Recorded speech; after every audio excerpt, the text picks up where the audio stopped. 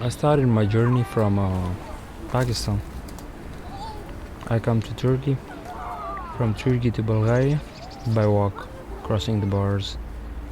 8 days I crossing the river, jungle and mountain, big mountain, mountain and mountain, again mountain. From Bulgaria I come to Serbia. From Serbia I come to Croatia. From Croatia to Slovenia, and from Slovenia here to Italy. They beat me. Yeah, very badly. 7 days I am traveling, and police catch me and beating me, and without shoes and without clothes.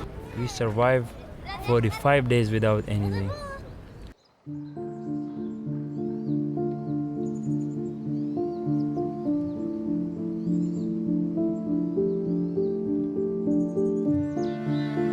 We are in Trieste today, a city in northeast Italy. But to better understand the situation of the people stranded in Trieste, we first have to talk about the Balkan Route. The Balkans is a geographical area in southeastern Europe that over time became one of the main pathways that people on the move used to reach safety. But with the expansion of the EU border control, the Balkan Route became more and more dangerous. It all began in 2015 when thousands and thousands of people started using this way to reach Central Europe to seek asylum. But in the course of a few months, the route was closed and people were stuck between borders.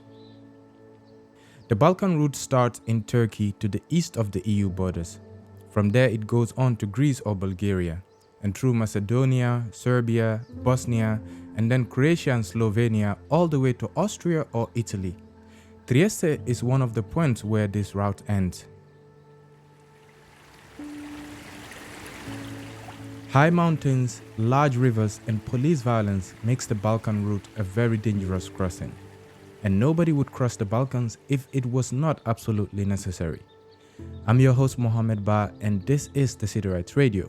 We live in times where everything is fast, especially information, and news about migration is always superficial, so for this podcast, we strive to give enough space for migrants to talk. Welcome to Migration Chronicles, the podcast about surviving border politics.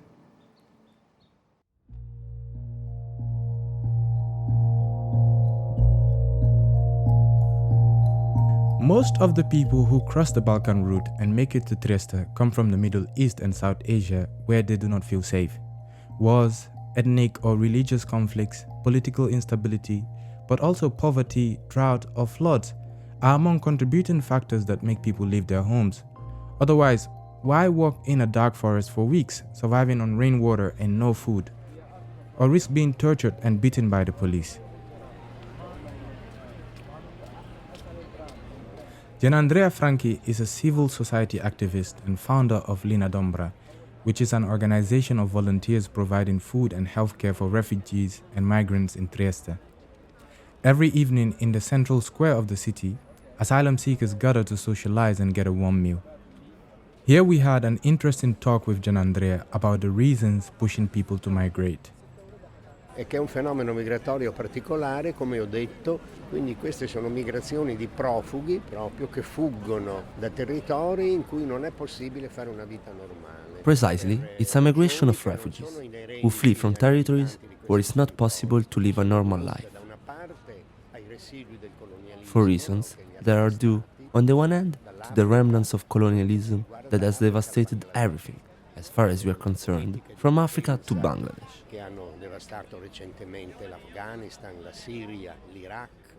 And, on the other hand, from the power policies that have recently devastated Afghanistan, Syria and Iraq.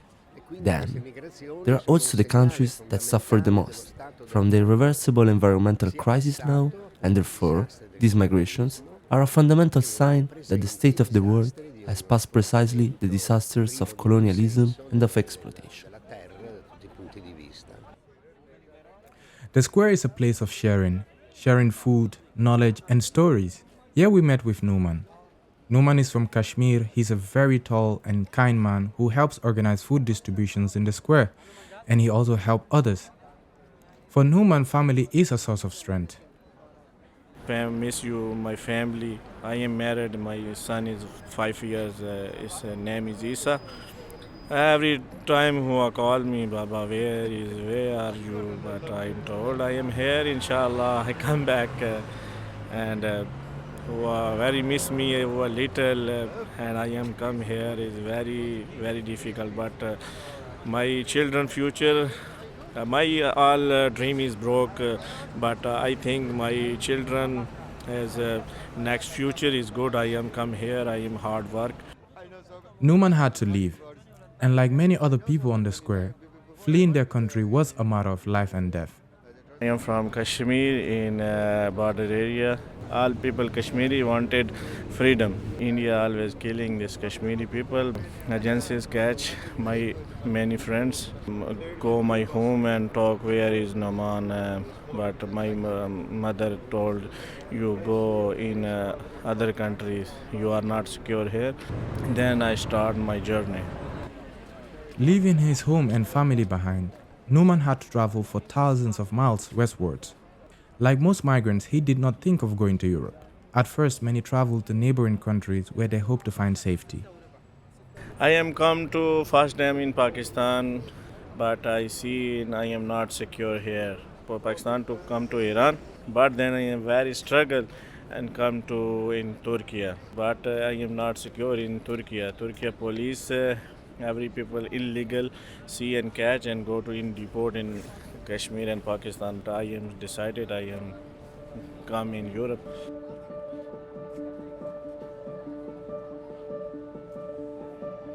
Today, Turkey is home to the highest refugee population in the world, 3.7 million people.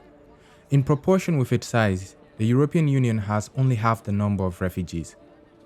Despite this, many people feel unsafe in Turkey, and as you may know, Turkey is one of the signatories of the 1951 Refugee Convention that was established to protect European refugees after World War II. But Turkey did not sign the 1967 protocol, which extended refugee status to non-Europeans. This means that for people like Noman who come from the Middle East and South Asia, it is really hard to settle and find stability in Turkey. The NGO Human Rights Watch also highlighted a significant risk of deportation of refugees back to their home countries, most of which are conflict areas. Now, the fear of deportation and the impossibility of settling compel many to leave Turkey and continue their journey westward. This is the beginning of the Balkan Route.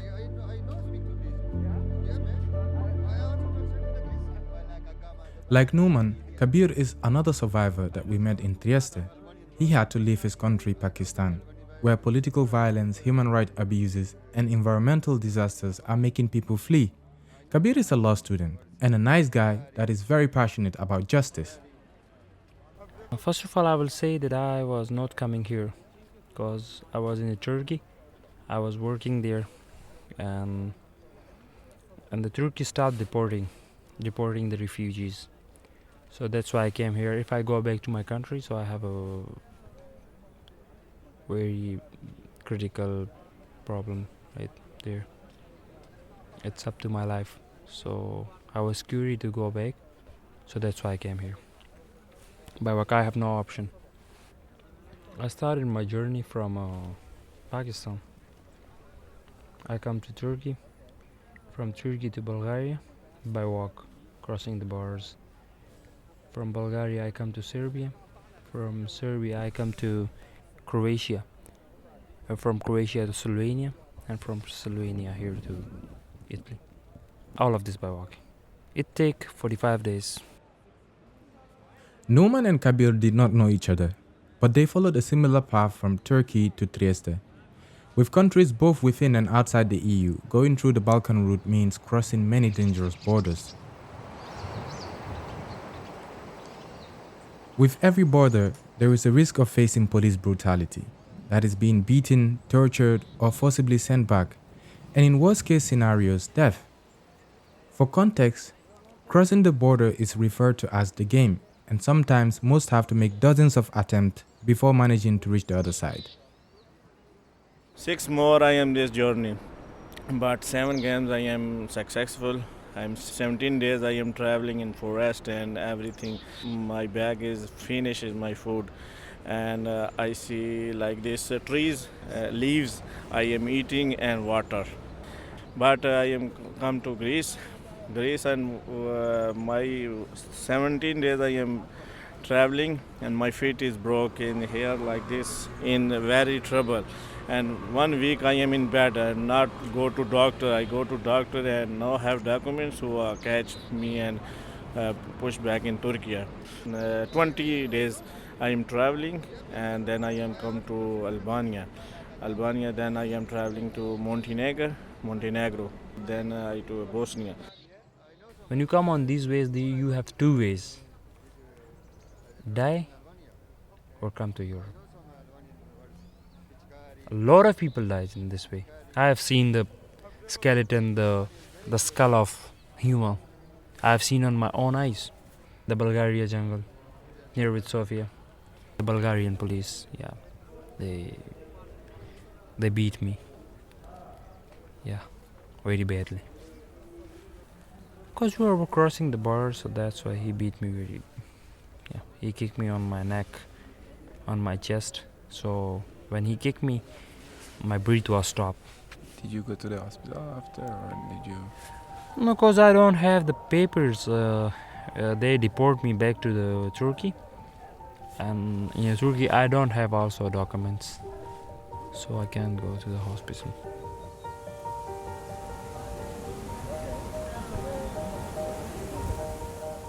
Crossing the Balkans has not always been this dangerous. In 2015, the German government decided to welcome almost 1 million refugees, mostly from the Syrian civil war. Many decided to take their chances and cross from Turkey all the way to Germany. Back then, the borders were open, and the police forces across the Balkan region were actually cooperating to allow refugees to move forward. But in the course of a few months, everything changed. Countries in the Balkans started objecting to the passage of migrants, and Germany announced that it would not accept any more refugees. In 2016, a German-led deal between the EU and Turkey was agreed to block people from coming. Strict controls started being enforced on the Turkish-Greek border, and with a domino effect on all other borders in the region. The police that were previously helping migrants all of a sudden started working to push them back, far away from the EU with the cooperation of Frontex. Asylum seekers were now stuck either in overcrowded camps on the Greek islands or camping in the middle of cities, at train stations or in forests, in countries both within and outside the EU like Serbia, Bosnia, Greece or Macedonia. And to move on, people had no other choice but to cross militarized borders. Gianandrea Franchi on this. I confini della rotta balcanica sono confini di violenza, veramente. The borders of the Balkan Route are borders of violence. We have seen signs of brutal torture on the bodies of these children. There are some who, after years, still cannot recover, and there are many deaths here, not as in the Mediterranean, but still a lot.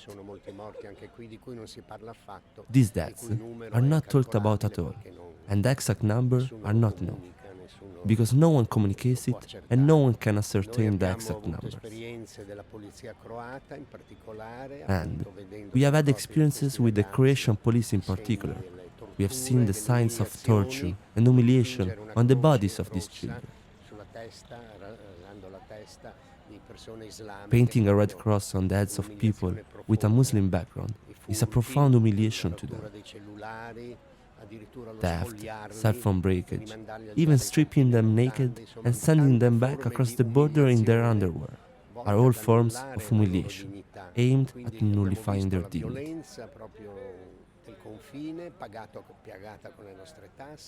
We see violence right on the border, paid with our taxes. There is not only the local police in these states, but also Frontex. The countries that we talk about are Bulgaria and Greece, directly bordering with Turkey, which is the point of arrival for people from the Middle East. Then, we have a strongly militarized border between Croatia and Bosnia, where the most consistent flows occur.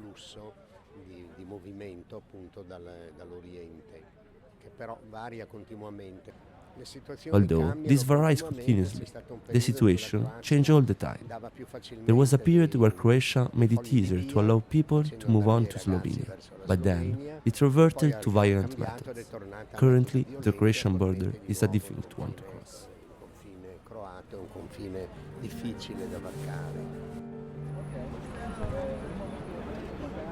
I five friends I go to in Croatia, and I am so lucky. And first game I am come to Croatia. Many people is 20 games, 10 games in Bosnia to Croatia, but not successful. But I am so lucky, and then I come to Croatia, this forest, and I will come to Slovenia.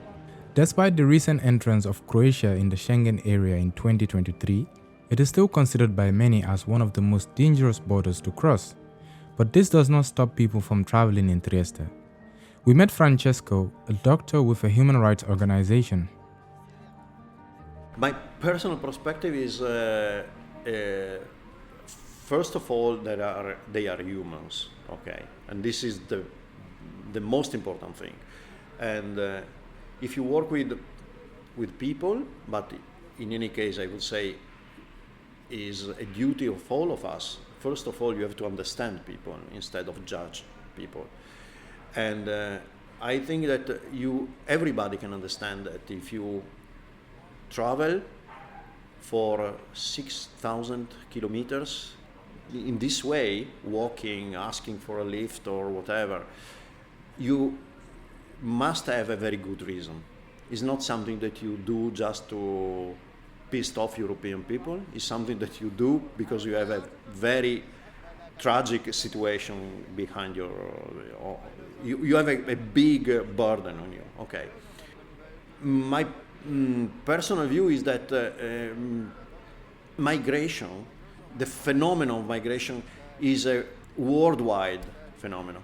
You cannot stop it with a local policy, and this is ridiculous. And I think that everybody can understand this. Okay, if you want to lie a fence between Italy and Slovenia, what are you expecting from this? That a man who walked for 6,000 kilometers, arrive here, find a fence, and say, okay, I go back. Sorry, I was wrong. Okay, so if you listen to a politician who tell you that, okay, I fix this problem because I light the fence here, what you have to think is that you are kidding me. You are kidding me. Okay, you think I'm a stupid. This is not the solution. Okay. The real impact of raising fences and border controls is that they put people in danger. They cannot travel normally because using public transport is out of the question, as they can be arrested. Likewise, staying in cities is also not safe, and people have no choice but to hide in the forest, up in the mountains, risking their lives.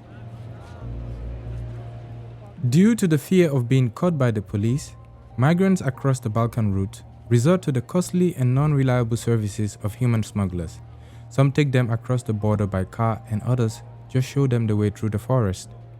And some, unfortunately, fall victim to pitiless traffickers, especially women and minors. According to the recent Border Graves investigation, hundreds of people are buried in the Balkan mountains and forest, having died due to cold, dehydration, illness, or starvation. All this in an attempt to find safety. That was too difficult. Like, you are coming by walk, so it's countries you cross the borders by walking. A normal man can walk 1 to 2 hours. And if you walk for 6 and 7 and 8 days, so it's difficult. You will walk like 10 days to come here, like 6 days, like 8 days by walk. You will sleep if a night come, you will sleep in a jungle. In a day you will walk. Because we are not allowed in the cities. We don't have any documents and anything. The scary thing was like there was no water, no food, no anything, and you can survive. I read it in a book. You can survive for 7 days without water or without food. We survived 45 days without anything. We just drink a dirty waters when the rains come down, and it's become like a little bit water on the lane. We drink that water. We eat leaves of trees. There was nothing, so we survive on that.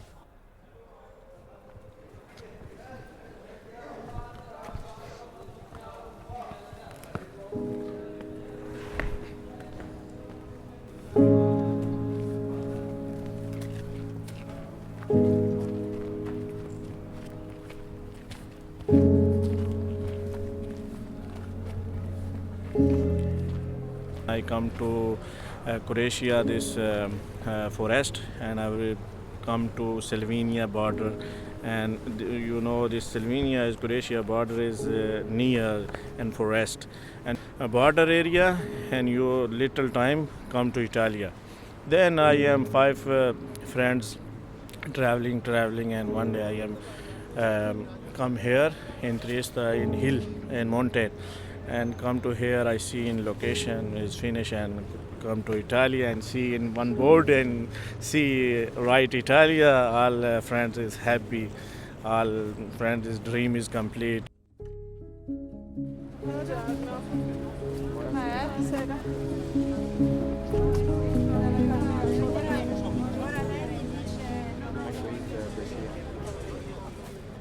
Both Noman and Kabir survived the Balkan route, and they met in Trieste in Italy.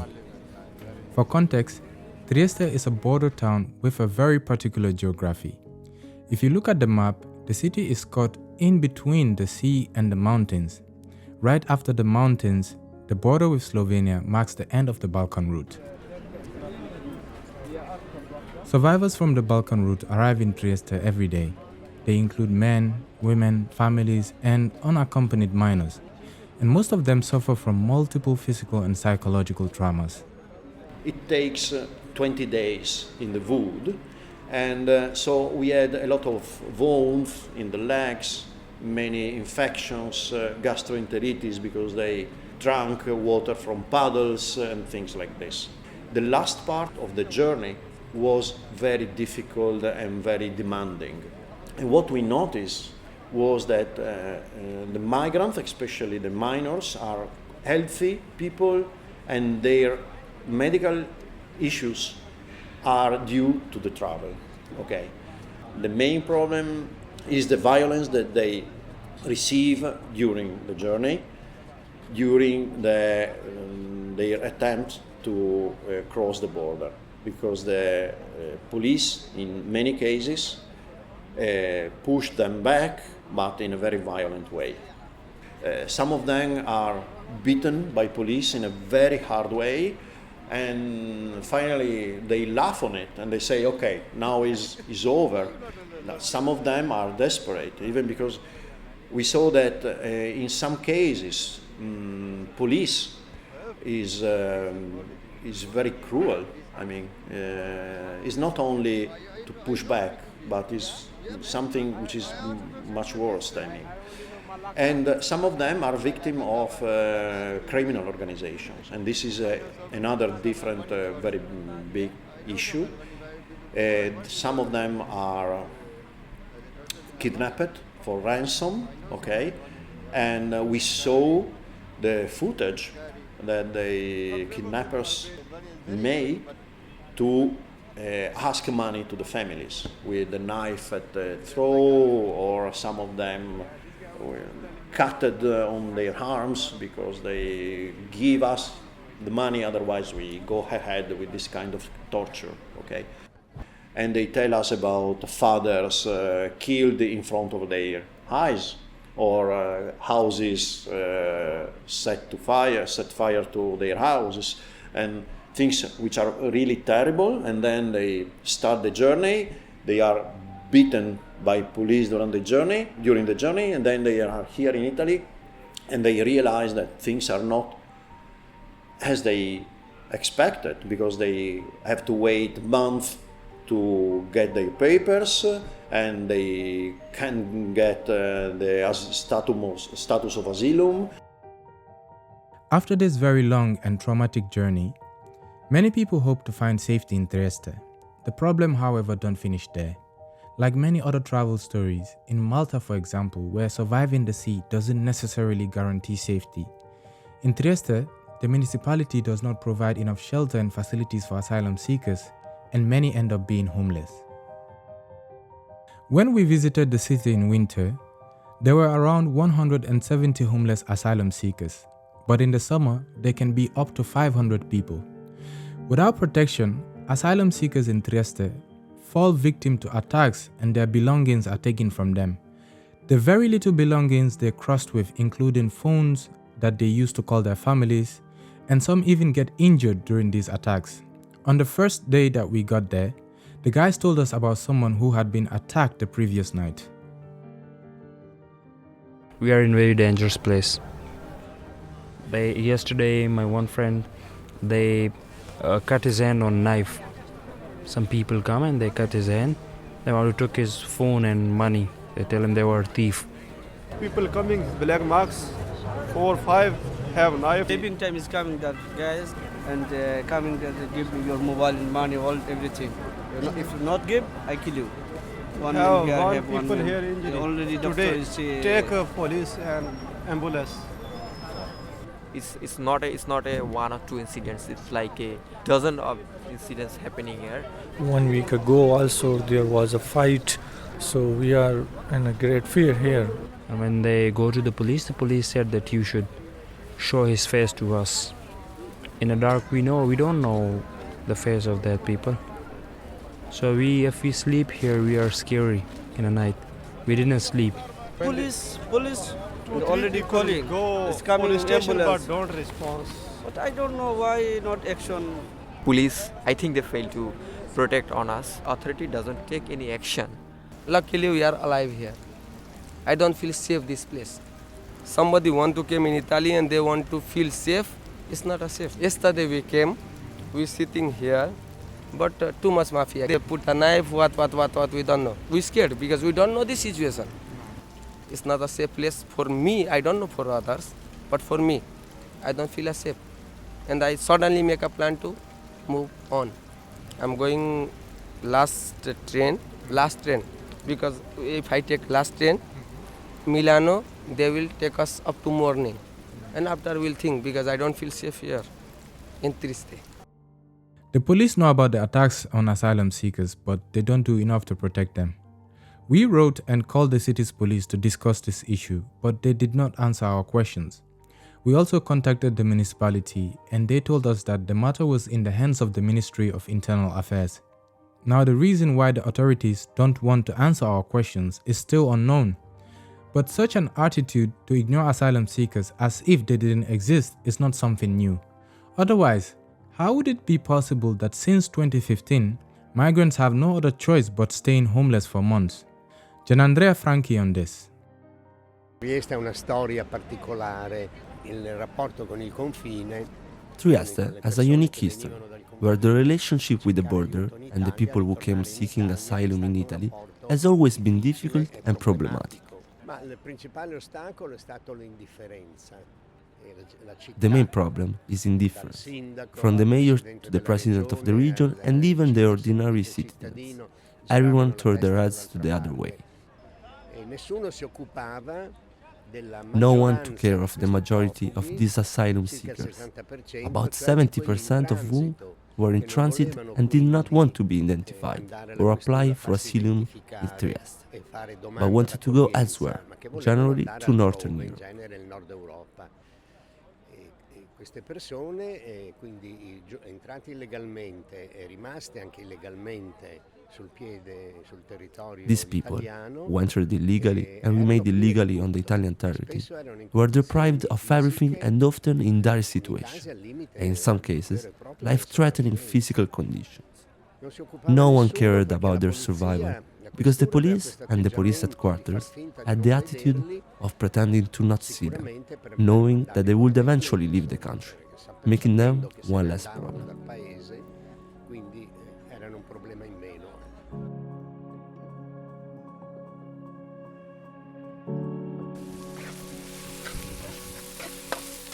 Cooking chicken, Lola, Lola, this my Lola, this very nice. To avoid sleeping in the streets and getting a fine, many live in the silos, which is an abandoned building next to the train station right in the city center. The place is called the silos, meaning storage, and it was built almost 200 years ago to store food for the city. The asylum seekers who live in the silos call it the Kandwala, meaning the broken house in Urdu. So I will not say my name, but I am a migrant from Pakistan here in Italy, and we are living in Trieste, near the station, the train station. We say it in our name Kandwala. So it's a building which is not suitable for living because there are no windows, there is no floor outside when the rain came, so everything get wet and all the water coming inside. So if you go inside the tent, so you will feel a lot of cold inside the tents. A lot of mouses came here, and they disturb us a lot in our sleep. And the cooking we are making from in the utensils are also dirt, and and there is also not any water here. We go outside and find water which are not suitable for our health. Also, there is no place to sit, there is no place to bath, and there is nothing else here. This is like literally is kind of a shit. It's a shitty place. The animal wouldn't live here in the silos, and the humans are living here. Everything, we sleep in the tent, the mouses come here near to us. Go inside our mouses, our noses and our ears. Yesterday I was sleeping, the mouse cut my tent and he come inside. The mouses are coming here. Give it to me, I'll close it. No problem. I'm just asking from you just one question. Is this the place for sleeping? Will you stay here?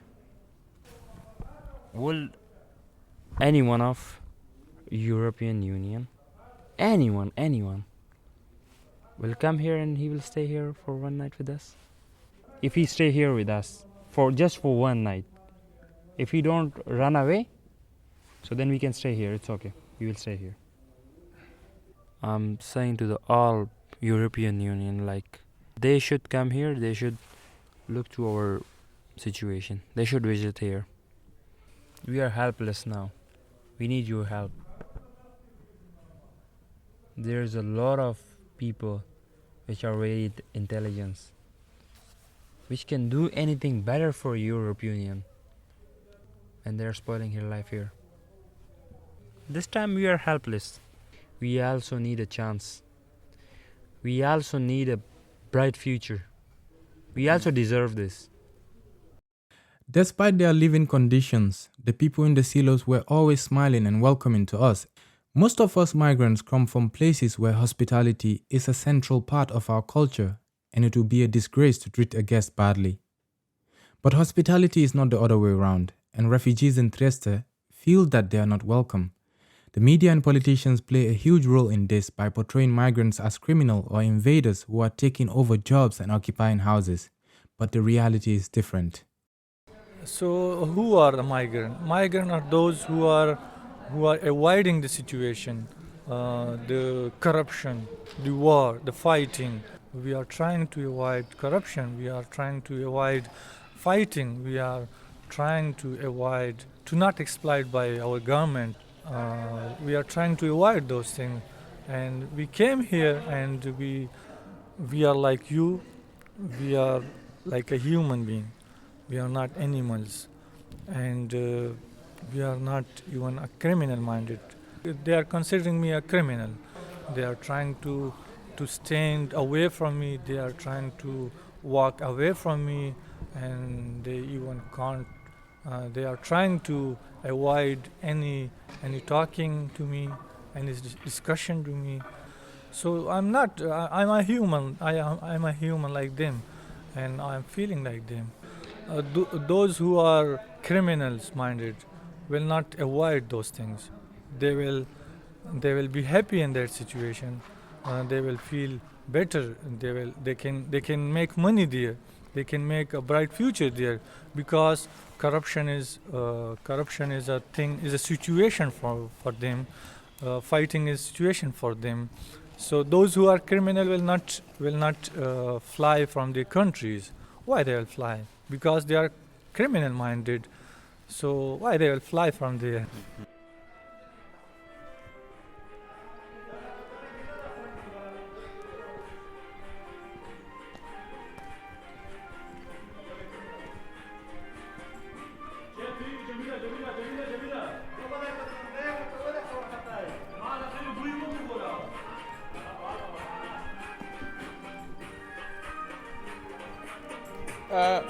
What's the name of the song? Pashto. Pashto? Yeah. From where? Afghanistan. Really lovely. Okay. You like it? Yeah, of course. Thank you so much. Where are you from? Yeah, I'm from Guinea. Guinea, Africa? Yeah. Oh, that's okay. Yeah. What's your name? Mohamed. Suresh, nice to meet you. Nice to meet you, bro. You can sit here? No, sit. Okay, come. Thank you. Welcome.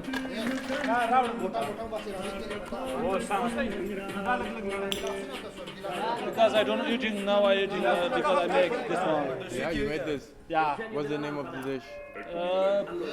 Like a simple dish, you know. What's the name?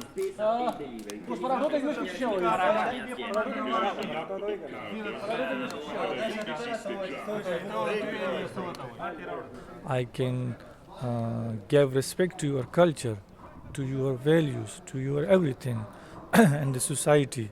Even I can follow the rules and regulation.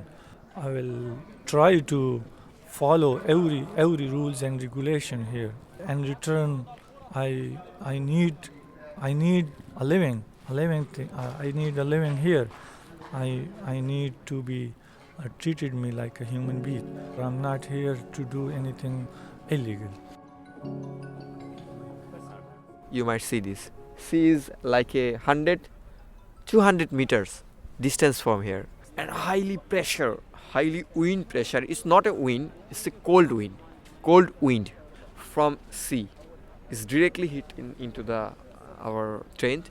So it's like 1 week it was happening here, and I could not sleep in 1 minute in the night because of the wind. That time was so extremely cold, and me also live in this place in the tent like a -2 temperature. Nothing to be support for my environment, and I was like a sinking by cold, and this so terrible moment, and I got very hurtful, very pain in that moment.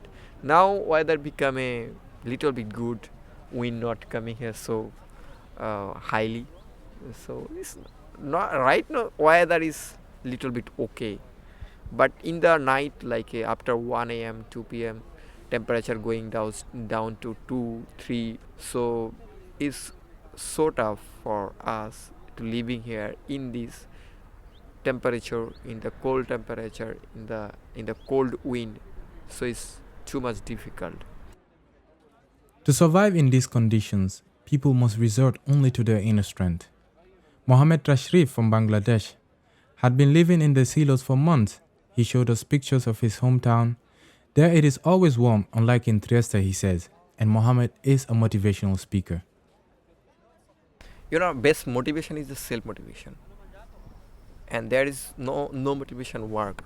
If you listen to the 1 hour, 2 hour motivation video, you don't get motivated. You get motivated for a 1 minute, 2 minutes, 5 minutes, 1 minute, and then get it okay. But self-motivation, if you continuously giving motivation on yourself, and I always motivate myself, it's okay. It will be okay. Okay, passing the roast time in my life, it's not a problem. I'll be okay, and I am here for my better life, for my better pace in this place. So it will be okay. I have to be patient in myself, and I keep motivating. It's okay. It's going to be okay. One day it will be this problem will be solved, and I'll be get into my as usual life. I will be lead my beautiful life in beautiful countries. So it's going to be okay, and I always keep motivated and must keep a smile on my face. Whatever happening, it's not a problem. It will be okay. It's not my permanent problem.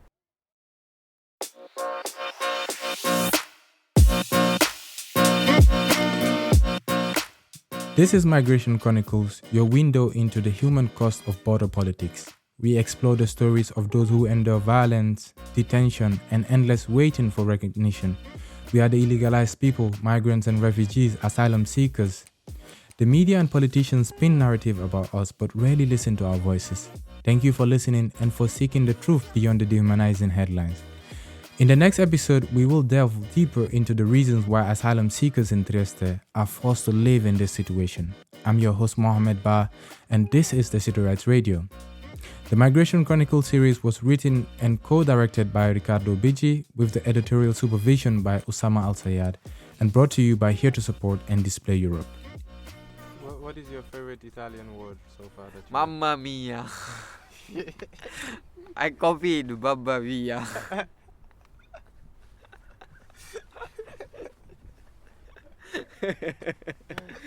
Okay. That's quite funny. I know. It's in my language, or in English. In English, oh my God. This is the kind of expression. Oh my God. Okay. In Bengali, oh my God. Similar. Language could be different, but our heart language, inside of language, same. No difference.